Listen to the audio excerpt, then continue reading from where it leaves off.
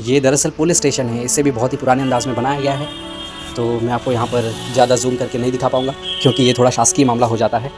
ऐसा लग रहा है कि ये कोई जेल है, लेकिन ये कोई जेल नहीं है, बल्कि ये है वेस्टर्न बिल्डिंग। जी हाँ, ग्रेट वेस्टर्न बिल्डिंग।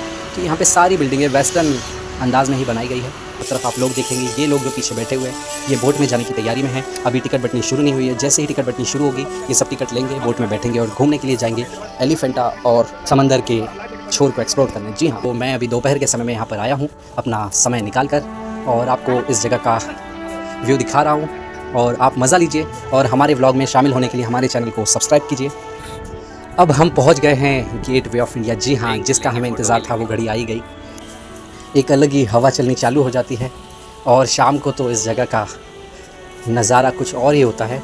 तो जी हाँ, और ये जो आप सामने देख रहे हैं, रिज़र्व बैंक ऑफ इंडिया है, भारत का सबसे बड़ा बैंक, जहाँ से हमें नोट रिलीज़ किए जाते हैं। जी हाँ, यहाँ पर आपका चार्ज भी बता देता हूँ मैं, 80 रुपये चार्ज है यहाँ पर एक फ़ोटो क्लिक करवाने का। तो आप देख सकते हैं स्टैचू, ये सारे स्टैचू जो है ये पुराने समय के हैं, बहुत ही पुराने समय के, क्योंकि जो मुंबई शहर है वो लंदन की तर्ज पे बनाया जाना था।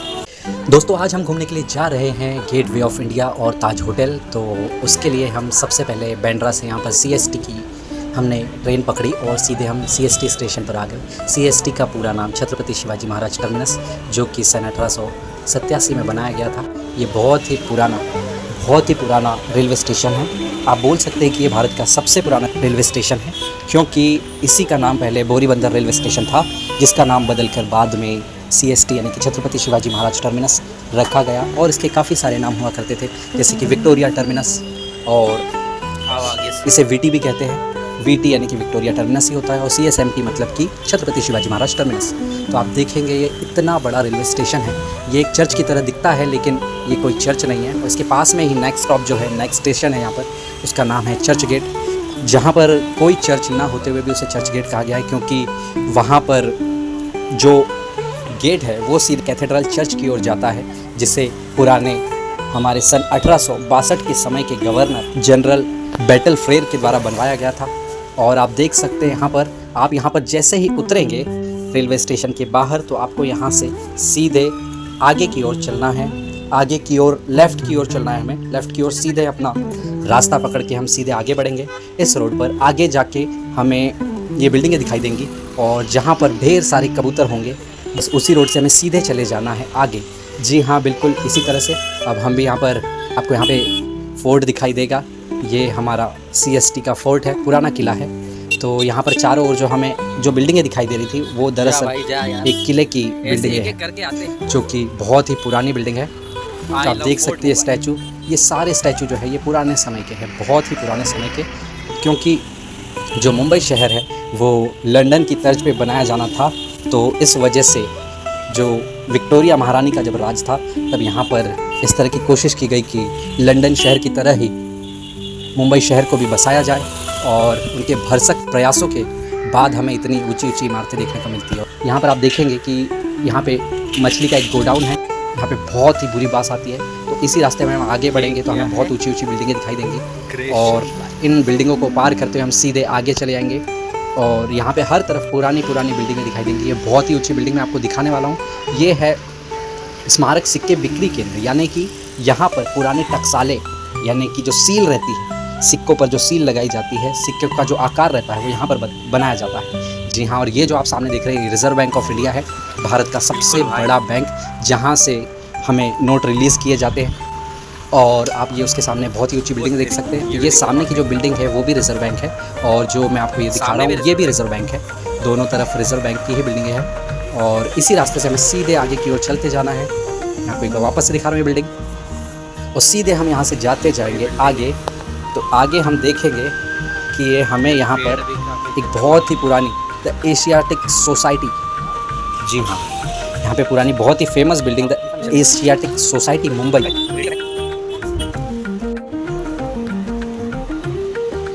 1804 यानी कि 1804 में बनी है ये सोसाइटी। तो ये बहुत ही पुरानी सोसाइटी है। ये स्टेट सेंट्रल लाइब्रेरी भी हुआ करती थी, और ये टाउन हॉल भी कहलाती थी। तो यहाँ पर बहुत बड़ी बड़ी सभाएं हुई है, पंडित जवाहरलाल नेहरू के समय से और उनके पहले से भी। तो ये जगह बहुत ही फेमस जगह है। तो इसी रास्ते से हम आगे बढ़ेंगे। इस और भी आप देख सकते हैं बहुत ऊंची ऊंची बिल्डिंग। यहाँ जिस शैली में ये जो बिल्डिंग बनाई गई है बहुत ही पुरानी शैली है। ये जो सामने आप बड़ी बिल्डिंग देख रहे हैं ये कोई ऐसी वैसी बिल्डिंग नहीं है। ये मुंबई के सबसे ज़्यादा पावरफुल पर्सन है, मुंबई के कलेक्टर साहब का ऑफिस है। जी हाँ, तो आप देख सकते हैं ये हम इसी ओर हमें जाना है, आगे बढ़ना है। तो इसी रास्ते से होते हुए हम सीधे आगे बढ़ेंगे। और यहाँ पर आप देख सकते हैं महाराष्ट्र प्रशासन का बोर्ड लगा है। और ये पीछे आप देखिए यहाँ पर ये सोसाइटी है, इसके जस्ट पास में ही हमें दिखाई देगा कलेक्टर सर का ऑफिस। और बस इस रोड पर सीधे हम चलते जाएंगे आगे की ओर, बस बढ़ते जाएंगे। तो ये बहुत ऊंची ऊंची इमारत, ऐसा लग रहा है कि ये कोई जेल है, लेकिन ये कोई जेल नहीं है बल्कि ये है वेस्टर्न बिल्डिंग। जी हाँ, ग्रेट वेस्टर्न बिल्डिंग। तो यहाँ पे सारी बिल्डिंगें वेस्टर्न अंदाज़ में ही बनाई गई है। और ये जो आप देख रहे हैं ऊपर जो खाँचे बने हुए, ये खाँचे पुराने ज़माने की नक्काशी है। जी हाँ, पहले इसी तरह से हमारे जो घरों का निर्माण किया जाता था। अब हम यूं ही आगे बढ़ेंगे, सीधे सीधे हम आगे बढ़ेंगे। यहाँ पर आप देखेंगे कि KR कामा ओरिएंटल इंस्टीट्यूट। जी हाँ, तो ये इंस्टीट्यूट भी आप देख सकते हैं। और यहाँ पर बहुत पुरानी बिल्डिंगें हैं। तो ये बिल्डिंग भी ये है। जी हाँ, ये वो चर्च, कैथेड्रल चर्च जो आपको मैं बता रहा था। जी हाँ, तो यहाँ से अब सीधे हम आगे बढ़ेंगे। जैसे ही हम आगे बढ़ेंगे तो यहाँ पर आपको एक बैरक देखने के लिए मिलेगी। ये मिलिट्री की बैरक है और सामने मिलिट्री की बैरक के सामने ही आपको ये स्टैचू देखने मिलेगा। एक मूर्ति है, एक ये INS विक्रांत की यहाँ पर अरे ये क्या चीज़ वो बनाई गई है। एक INS विक्रांत का स्टैचू बनाया गया है। यहाँ पर आप देख सकते हैं ये बिल्कुल जिस तरह का INS विक्रांत जहाज़ है सेम उसी तरह का इसे बनाया गया है, क्योंकि इस जहाज़ से बहुत बड़े बड़े काम किए गए हैं हमारे देश के सैनिकों के द्वारा। जी हाँ, और आप देखिए इस सामने देख रहे हैं आप बैरक। और फिर अब हम आगे बढ़ेंगे तो यहाँ पर आप देख सकते हैं बोर्ड पर लिखा हुआ है कि गेट वे ऑफ इंडिया जाने के लिए बाय मुड़े। तो हम इसी ओर आगे हमें चलना है और जाकर बाय मुड़ना है। और हम बस इसी रास्ते पर आगे चलेंगे। तो ये जो सामने आप देख रहे हैं बिल्डिंग, हमें यहाँ पर जाना है। तो यहाँ पर जाना नहीं है एक्चुअली। सामने जो आप बिल्डिंग देख रहे हैं वो कोई ऐसी वैसी बिल्डिंग नहीं है, वो है पुलिस स्टेशन। जी हाँ, अब हम यहाँ पर इसी तरह से आगे बढ़ेंगे। और आगे बढ़ते समय ये जो आप देख रहे हैं बिल्डिंग, ये दरअसल पुलिस स्टेशन है। इसे भी बहुत ही पुराने अंदाज़ में बनाया गया है। तो मैं आपको यहाँ पर ज़्यादा जूम करके नहीं दिखा पाऊँगा क्योंकि ये थोड़ा शासकीय मामला हो जाता है, इस वजह से। अब हम आगे बढ़ेंगे तो मैं आपको पुरानी बिल्डिंगें दिखा रहा हूँ यहाँ पे रास्ते की। आपको आगे चल के और भी मज़ा आने वाला है। अब ये देखिए आप बिल्डिंग, ये हम बहुत ही पास पहुँच गए अब हमारी मंजिल के। जी हाँ, यहाँ पर आपको स्टारबक्स कॉफ़ी देखने मिल जाएगी जो कि बहुत ही ब्रांडेड कॉफ़ी होती है और इसका प्राइस बहुत ही ज़्यादा होता है। आप देखिए इस रास्ते से आपको सीधे चले आना है बिल्कुल। और ये जो सामने आप देख रहे हैं, आप देख सकते हैं यही है गेट वे ऑफ इंडिया। जी हाँ, हम पहुँच गए हैं अपने डेस्टिनेशन तक। यहाँ पर आपको लगातार लाइन से ढेर सारी ऑटो, टैक्सी, कैब, पता नहीं क्या क्या देखने मिलेगा। और हम जैसे यहाँ पर अंदर एंटर होंगे तो हमारा स्वागत करने के लिए बहुत सारे लोग यहाँ पे, कोई आइसक्रीम बेच रहा है तो कोई ककड़ी बेच रहा है तो कोई आम बेच रहा है। वाह, बहुत मज़ेदार यहाँ का माहौल है। और सामने ही आपको भीड़ देखने मिल जाएगी, इतनी सारी भीड़। और बिना चेकिंग के यहाँ पे अंदर नहीं जाने देते, पूरी चेकिंग होगी उसके बाद ही आपको अंदर जाने के लिए दिया जाएगा। आप देखिए यहाँ पर हर तरफ कितनी सुरक्षा का इंतज़ाम किया गया है। यहाँ पर आप देखिए वड़ा पाव, यहाँ पर वड़ा पाव और बहुत ही स्पाइसी चीज़ें मिलती है। ये समोसे वाले भैया भी खड़े हैं। यहाँ पे वड़ा पाव की दुकान पे बहुत ज़्यादा भीड़ रहती है और सभी लोग वड़ा पाव खाने के बाद छाछ भी ज़रूर पीते हैं। तो यहाँ पर आपको लस्सी भी देखने मिलेगी, छाछ भी देखने मिलेगी और तरह तरह के वड़ा पाव और तीखी चीज़ें, यानी कि समोसा पाव, भजिया पाव, कांदा भजिया पाव और पता नहीं क्या क्या। अब देखिए अब हम पहुँच गए हैं गेट वे ऑफ इंडिया। जी हाँ, जिसका हमें इंतज़ार था वो घड़ी आई गई। और देखिए आप कितना प्यारा है ये मुजस्समा, जो बहुत ही पुराना है, जो हमारे इतिहास की निशानी है, जिसे शायद कोई नहीं तोड़ पाया और ये भविष्य में भी कभी नहीं टूटने वाला। इसीलिए लगातार इसको और बेहतर बनाया जा रहा है। आप देख सकते हैं इसका निर्माण कार्य अभी भी जारी है। और यहाँ पर जो सैलानी लोग हैं, जो घूमने वाले लोग हैं, उनके लिए बहुत ही बड़ा मनोरंजन का केंद्र है और घूमने के लिए बहुत ही प्यारी जगह। इसके जस्ट सामने आप देख सकते हैं ये ताज होटल है। जी हाँ, अपने भारत का सबसे पहला 5 स्टार होटल, बहुत ही एक्सपेंसिव होटल है। यहाँ की एक चाय की कीमत 2-2 हज़ार रुपये होती है। और आप ये देखिए, मैं पास से दिखा रहा हूँ आपको गेट वे ऑफ इंडिया। यदि आप यहाँ पे घूमने आना चाहते हैं तो मेरे बताए हुए रास्ते को फॉलो कीजिए और एक बार यहाँ पर घूमने के लिए ज़रूर आए। हमारे भारत में सभी का ख्वाब होता है कि एक बार हमें गेट वे ऑफ इंडिया घूमने मिल जाए, हमें एक बार ताज होटल देखने मिल जाए, ताज होटल के सामने हमें फ़ोटो खिंचवाने मिल जाए। बस एक बार अपने साथी के साथ, अपनी फैमिली के साथ, अपने दोस्तों के साथ, हम सब की ऐसी कामना होती है। तो मेरी तो पूरी हो गई है। अब आप भी आइए इस जगह पर, चारों आप देख सकेंगे कितनी भीड़ रहती है हर तरफ। और यहाँ पर आप बोटिंग का भी मज़ा ले सकते हैं। जी हाँ, यहाँ छोटी छोटी पैडल बोट्स नहीं बल्कि समंदर में चलने वाली बड़ी बड़ी बोट्स मिलेंगी आपको। तो यहाँ से आप एलिफेंटा के लिए भी जा सकते हैं।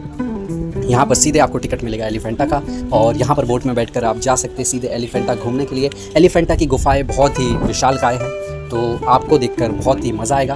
तो आप यहाँ पर आइए, यहाँ का बोट का मज़ा लीजिए। ज़्यादा नहीं, सिर्फ 200 रुपये की टिकट रहती है यहाँ पर, और 200 रुपये में आपको ले जाएंगे भी वो लोग और वापस भी ला के छोड़ेंगे। आप देखिए यहाँ पर ढेर सारी बोट्स आपको देखने के लिए मिलेंगी हर तरफ, बड़ी से बड़ी, छोटी से छोटी और हर तरह की। यहाँ पे प्राइवेट बोट्स भी अवेलेबल है और सभी यहाँ पे फ़ोटोग्राफी करते हैं। तो यहाँ पर जितने भी लोग आपको वाइट शर्ट में दिख रहे हैं, वाइट शर्ट वाले, वो मैक्सिमम लोग यहाँ पर फोटोग्राफर है। जी हाँ, यहाँ पर जितने सैलानी नहीं होते उनसे ज़्यादा तो यहाँ पे फ़ोटोग्राफर्स होते हैं। जी हाँ, क्योंकि ये उनकी कमाई का ज़रिया है और रोज़ वो लोगों की फ़ोटो तस्वीरें लेते हैं और उनसे कुछ पैसे चार्ज करते हैं। जी हाँ, यहाँ पर आपका चार्ज भी बता देता हूँ मैं, 80 रुपये चार्ज है यहाँ पर एक फ़ोटो क्लिक करवाने का।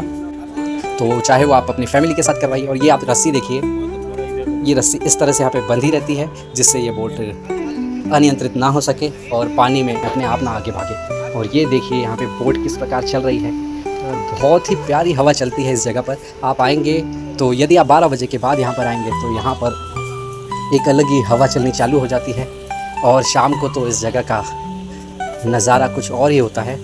तो मैं अभी दोपहर के समय में यहाँ पर आया हूँ अपना समय निकाल कर, और आपको इस जगह का व्यू दिखा रहा हूँ, और आप मज़ा लीजिए। और हमारे व्लॉग में शामिल होने के लिए हमारे चैनल को सब्सक्राइब कीजिए, और मैं आपको इसी प्रकार नई नई जगह एक्सप्लोर करके दिखाता रहूँगा। अभी मैं मुंबई में हूँ और मैं जहाँ भी जाऊँगा आपको इसी प्रकार के व्लॉग देखने के लिए मिलेंगे, और आपको शायद बहुत मज़ा आएगा मेरे साथ इस जर्नी में। तो देखिए आप, ये चारों तरफ इतनी ऊँची ऊँची बिल्डिंगें, ये है गेटवे ऑफ इंडिया। जी हाँ, ये है हमारे देश की शान। जी हाँ, ये हमारे भारत का द्वार कहलाता है। अब दूर दूर की बोट्स भी आपको मैं जूम करके दिखाऊंगा। यहाँ पर आपको वर्नाकुलर भी मिलेंगे जो कि 30 रुपये में एक बार आपको देखने के लिए दिया जाएगा। उस वर्नाकुलर से देखने के लिए, वर्नाकुलर मतलब जिसे हम दूरबीन कहते हैं, वो दूर की चीज़ें हमें पास में दिखाई देंगी, बहुत ही क्लियर कट दिखाई देती है। वो वर्नाकुलर बहुत ही महंगे होते हैं इस वजह से। और इन बोट्स की कैपेसिटी बहुत ज़्यादा नहीं होती है, तो आपको हाँ आपकी 10, 15, 20 लोगों की फैमिली आराम से इसमें सफ़र कर सकती है। सफ़र क्या, ये यहाँ पर एक चक्कर आपको बहुत दूर से ऐसे घुमा कर ले आएंगे, तो आपको आपकी दिली तमन्ना जो है कि आप एक बार बोट में बैठकर मुंबई के समंदर में गोते लगा सकें। जी हाँ, तो आप यहाँ पर आके अपना सपना पूरा कर सकते हैं। यहाँ पर कोई धर्म, जाति, किसी तरह का कोई भेदभाव नहीं है। ये गेटवे ऑफ इंडिया हम भारतवासियों के लिए है और हमारे देश का गौरव है। तो यहाँ पर आइए और मज़ा लीजिए इस जगह का। यहाँ पर आइए और इस जगह की खूबसूरती का आनंद उठाइए। जी हाँ, बहुत ही प्यारी जगह है और मैं तो घूमने के लिए आया हूँ यहाँ पर, और आप भी आइए। आई होप आपको बहुत मज़ा आ रहा होगा मेरे ब्लॉग में। इसी तरह से मैं आगे भी आपका मनोरंजन अपने ब्लॉग्स के ज़रिए करता रहूँगा और आपको नई नई जगह दिखाता रहूँगा। तो मेरे साथ बने रहिए मेरे ब्लॉग्स में। तो ये देखिए यहाँ पे किस प्रकार से काम चल रहा है गेटवे ऑफ इंडिया का। जी हाँ, लगातार काम चल रहा है यहाँ पर, अनवरत काम चल रहा है। हर तरफ आप लोग देखेंगे, ये लोग जो पीछे बैठे हुए हैं ये बोट में जाने की तैयारी में है। अभी टिकट बटनी शुरू नहीं हुई है, जैसे ही टिकट बटनी शुरू होगी ये सब टिकट लेंगे, बोट में बैठेंगे और घूमने के लिए जाएंगे एलिफेंटा और समंदर के छोर को एक्सप्लोर करने। जी हाँ, आइए और आप भी इस बोट का आनंद लीजिए, बहुत मज़ा आता है फैमिली के साथ यहाँ पर। तो आप प्लीज़ फैमिली के साथ आइए यहाँ पर घूमने के लिए और बहुत ही मज़ा आएगा आपको भी। देखिए किस प्रकार से अब चारों ओर आपको लोग देखने मिलेंगे, लोगों के चेहरे पर खुशी देखने मिलेगी और लोगों को बहुत ही आनंद आता है इस जगह पे। और धूप भी यहाँ पर काफ़ी ज़्यादा है। यहाँ से लगभग 3 किलोमीटर की दूरी पर ही मरीन ड्राइव है। तो यहाँ से हम यदि पैदल भी जाए तो आराम से हम 20 मिनट 25 मिनट में पहुँच सकते हैं उस जगह पर, और वहाँ पर जाकर हम मरीन ड्राइव का भी आनंद ले सकते हैं। तो अपने अगले व्लॉग में मैं आपको मरीन ड्राइव घुमाने वाला हूँ। जैसे ही मुझे अगला मौका मिलेगा तो मैं मरीन ड्राइव जाकर आपको पूरा व्लॉग शूट करके दिखाऊंगा। जो अभी आप भीड़ देख रहे हैं ये भीड़ शाम तक के दुगनी, तिगनी और चौगुनी हो जाएगी। जी हाँ, जैसे जैसे धूप यहाँ पर कम होती है और ठंडी हवा बढ़ती जाती है तो शाम का आनंद कुछ और ही होता है। तो आप यदि आएंगे शाम को यहाँ पर तो आपको जो भीड़ दिखेगी, यहाँ पर चारों तरफ लोग भर जाएंगे खचाखच। और बस इसके सामने आप इस तरफ देखेंगे तो इसके बैक साइड में यहाँ पर स्वामी विवेकानंद की मूर्ति भी है, तो वहाँ पर भी आप बैठ सकते हैं। वहाँ पर बैठने की अच्छी व्यवस्था है। मुंबई की सबसे बिजी प्लेसेस में से एक है, घूमने के लिए सबसे बेस्ट जगह है ये मुंबई में। जी हाँ, यहाँ पर आएंगे तो आपको बहुत ही आनंद आने वाला है, बहुत ज़्यादा। ताज के किनारे पीछे आप देख सकते हैं ताज दिखाई दे रहा है। और इस तरफ से आप देखेंगे ये है गेट वे ऑफ इंडिया और पीछे आप देखेंगे बहुत सारे लोग खड़े हुए हैं।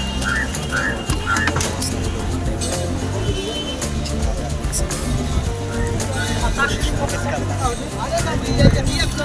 बहुत ज़्यादा